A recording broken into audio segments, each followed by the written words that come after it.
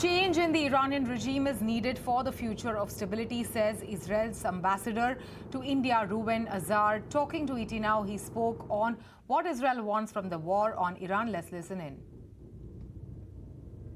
Well, at the outset, I think the United States and Israel have said that this can take a few weeks. We haven't exhausted yet our military effort.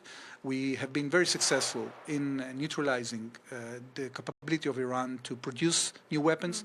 We have degraded their capability to launch. The numbers of launches per day has substantially reduced. And we are also going after the besieged forces, the forces that are oppressing the Iranian people. We want to give the Iranian people an opportunity to embrace their future. We believe that if we want to have a future of stability and prosperity in our region, there has to be a change in the regime or of the regime, because this regime has been terrorizing and extorting our region for too long. Not only they have sworn to destroy the state of Israel, but they have been very hostile towards the region. Until the 7th of October, they were controlling 4 Arab capitals. And imagine what they would do if they had a nuclear stockpile, if they had tens of thousands of ballistic missiles. This region would go down to zero economic growth. Right. And the future of millions of Indians in the Gulf would be undermined. The capability of India to have trillions of dollars of trade as a result of the multiple agreements India signed with the major blocs of trade in the world would be undermined as well.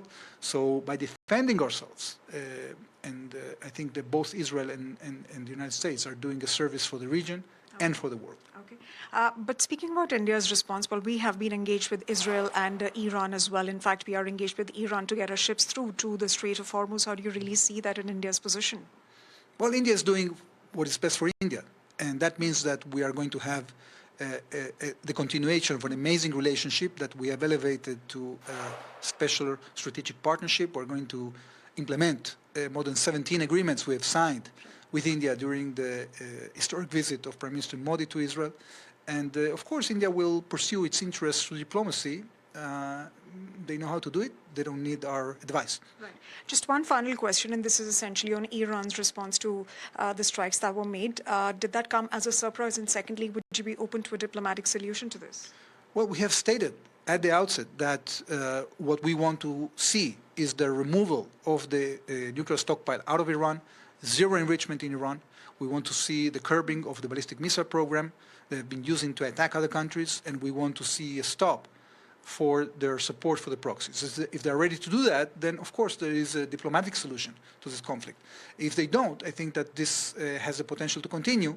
However, the Iranian capability to continue attacking our region is going to dwindle quite substantially. The question that I asked you about, whether you were surprised by the Iranian strikes, counter-strikes. No, we knew what the Iranians have. I think that this is not a surprise for us. I think the surprise was that they actually lost control and behaved pretty hysterically when it comes to attacking their friends in the region or the countries that they said were their friends.